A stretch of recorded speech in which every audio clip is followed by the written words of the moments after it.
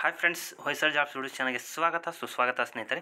WCD Dharwad ನೇಮಕಾತಿ 2024 ಈ ಒಂದು ಇಲಾಖೆಯಿಂದ 199 ಅಂಗನವಾಡಿ ಕಾರ್ಯಕರ್ತೆ ಮತ್ತು ಅಂಗನವಾಡಿ ಸಹಾಯಕ ಹುದ್ದೆಯನ್ನು ಈ ಒಂದು ಇಲಾಖೆಯಿಂದ ಬಿಟ್ಟಿದ್ದಾರೆ ಸ್ನೇಹಿತರೆ. ಒಂದು ಹುದ್ದೆಗೆ ನೀವು ಅರ್ಜಿಯನ್ನು ಸಲ್ಲಿಸಬೇಕಾದ್ರೆ ಆನ್ಲೈನ್ ಮುಖಾಂತರ ಹುದ್ದೆಗೆ ಅರ್ಜಿಯನ್ನು ಸಲ್ಲಿಸಬೇಕಾಗುತ್ತೆ. ಒಂದು ಉದ್ಯೋಗದ ಒಂದು ಸಂಕ್ಷಿಪ್ತ ನೋಟಿಫಿಕೇಶನ್ ಅಪ್ಡೇಟ್ಸ್ ಮತ್ತು ಆ ಹುದ್ದೆಗೆ ಬೇಕಾಗುವಂತಹ ಒಂದು ಎಜುಕೇಷನಲ್ ಕ್ವಾಲಿಫಿಕೇಷನ್ ಮತ್ತು ಉದ್ಯೋಗದ ನೇಮಕಾತಿಯ ಬಗ್ಗೆ ಈ ಒಂದು ವಿಡಿಯೋದಲ್ಲಿ ತಿಳಿದುಕೊಳ್ಳೋಣ ಸ್ನೇಹಿತರೆ.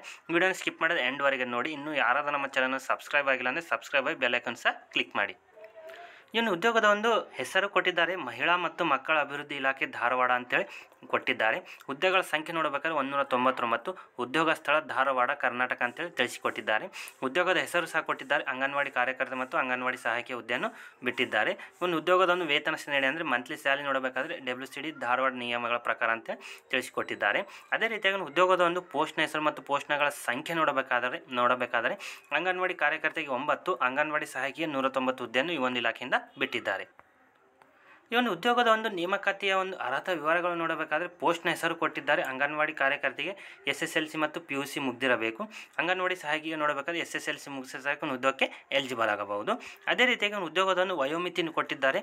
ಮಹಿಳಾ ಮತ್ತು ಮಕ್ಕಳ ಅಭಿವೃದ್ಧಿಯ ಒಂದು ಇಲಾಖೆಯ ಪ್ರಕಾರ ಧಾರವಾಡ ನೇಮಕಾತಿ ಅಧಿಸೂಚನೆ ಪ್ರಕಾರ ಅಭ್ಯರ್ಥಿಯು ಕನಿಷ್ಠ 19 ವರ್ಷಗಳು ಮತ್ತು ಗರಿಷ್ಠ 35 ವರ್ಷ ಇರಬೇಕಾಗಿ ಒಂದು ಇಲಾಖೆಯಿಂದ ತಿಳಿಸಿಕೊಟ್ಟಿದೆ. ಅಂದರೆ ಕನಿಷ್ಠ 19, ಗರಿಷ್ಠ ಅಂದರೆ 19ರಿಂದ 35 ವರ್ಷ ಒಳಗಿರ್ತಕ್ಕಂಥ ಒಂದು ಅಭ್ಯರ್ಥಿಗಳು ಈ ಒಂದು ಹುದ್ದೆಗೆ ಎಲಿಜಿಬಲ್ ಆಗಬಹುದು.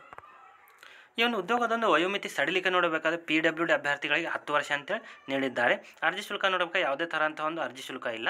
ಆಯ್ಕೆ ಪ್ರಕ್ರಿಯೆ ಮೆರಿಟ್ ಲಿಸ್ಟ್ ಅಂತೇಳಿ ನೀಡಿದ್ದಾರೆ ಸ್ನೇಹಿತರೆ. ಇದು ಒಂದು ಸುವರ್ಣ ಅವಕಾಶ ಅಂತಲೇ ಹೇಳಬಹುದು. ಏಕೆಂದರೆ ಈ ಒಂದು ಹುದ್ದೆಗೆ ನೀವು ಅರ್ಜಿಯನ್ನು ಸಲ್ಲಿಸಬೇಕು, ಆನ್ಲೈನ್ ಮುಖಾಂತರ ಹುದ್ದೆಗೆ ಅರ್ಜಿಯನ್ನು ಸಲ್ಲಿಸಬೇಕಾಗುತ್ತೆ. ಆ ಒಂದು ಆನ್ಲೈನ್ನಲ್ಲಿ ಅರ್ಜಿ ಸಲ್ಲಿಸಿದ ನಂತರ SSLC ಮತ್ತು PUCಯ ಆಯಾ ಒಂದು ಪೋಸ್ಟಿಂಗ್ಸನ್ನು ಬಿಟ್ಟಿದ್ದಾರೆ. ಅಲ್ಲಿ ನೀವು ಅರ್ಜಿಯನ್ನು ಸಲ್ಲಿಸಬೇಕಾದ್ರೆ ಒಂದು ಮೆರಿಟ್ ಲಿಸ್ಟ್ ಬಿಡುತ್ತಾರೆ, ಫಸ್ಟ್ ಲಿಸ್ಟ್. ಆ ಒಂದು ಮೆರಿಟ್ ಲಿಸ್ಟಲ್ಲಿ ನಿಮ್ಮ ಹೆಸರು ಬಂದು ಖಂಡಿತವಾಗಿ ಉದ್ಯೋಗಕ್ಕೆ ನೀವು ಎಲಿಜಿಬಲ್ ಆಗಬಹುದು. ಯಾವುದೇ ಥರ ಅಂಥ ಒಂದು ಎಕ್ಸಾಮಿನೇಷನ್ ಇರುವುದಿಲ್ಲ ಅಂತೇಳಿ ತಿಳಿಸಿಕೊಟ್ಟಿದ್ದಾರೆ. ನೇರ ನೇಮಕಾತಿ ಇದೆ. ಇನ್ನು ಉದ್ಯೋಗದ ಒಂದು ಪ್ರಮುಖ ದಿನಾಂಕಗಳು ನೋಡಬೇಕಾದ್ರೆ ಆನ್ಲೈನ್ನಲ್ಲಿ ಅರ್ಜಿ ಸಲ್ಲಿಸುವಂತಹ ದಿನಾಂಕ 1/8/2022ರಿಂದ ಕೊನೆಯ ದಿನಾಂಕ ನೋಡಬೇಕಾದ್ರೆ 2 ಸೆಪ್ಟೆಂಬರ್ 2024 ಉದ್ಯೋಗದ ಒಂದು ಕೊನೆಯ ದಿನಾಂಕ ಇರುತ್ತೆ ಅಂತ ತಿಳಿಸಿಕೊಟ್ಟಿದ್ದಾರೆ ಸ್ನೇಹಿತರೆ. ಇದೊಂದು ಒಳ್ಳೆಯ ಸುವರ್ಣಾವಕಾಶ ಅಂತಲೇ ಹೇಳಬಹುದು. ನೀವು ಮತ್ತು ನಿಮ್ಮ ಸ್ನೇಹಿತರನ್ನು ಸಹ ಈ ಒಂದು ವಿಡಿಯೋನ ಶೇರ್ ಮಾಡಿ. ಒಂದು ಉದ್ಯೋಗ ನೀವು ಅರ್ಜಿಯನ್ನು ಸಲ್ಲಿಸಬೇಕಾದ್ರೆ ಅವರು ಕೊಟ್ಟಿರ್ತಕ್ಕಂಥ ವೆಬ್ಸೈಟ್ನ ಲಿಂಕ್ ಇದೆ. ಆ ವೆಬ್ಸೈಟ್ನ ಲಿಂಕನ್ನು ಸಹ ನಾನು ಡಿಸ್ಕ್ರಿಪ್ಷನ್ ಬಾಕ್ಸ್ನಲ್ಲಿ ಬಿಟ್ಟಿರುತ್ತೇನೆ. ಅಲ್ಲಿಂದ ನೇರವಾಗಿ ಒಂದು ಹುದ್ದೆಗೆ ನೀವು ಅರ್ಜಿಯನ್ನು ಸಲ್ಲಿಸಬೇಕಾಗುತ್ತೆ ಸ್ನೇಹಿತರೆ.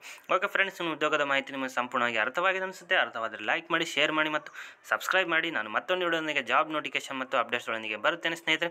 ಅಲ್ಲಿಯವರೆಗೂ ಜೈ ಹಿಂದ್, ಜೈ ಕರ್ನಾಟಕ.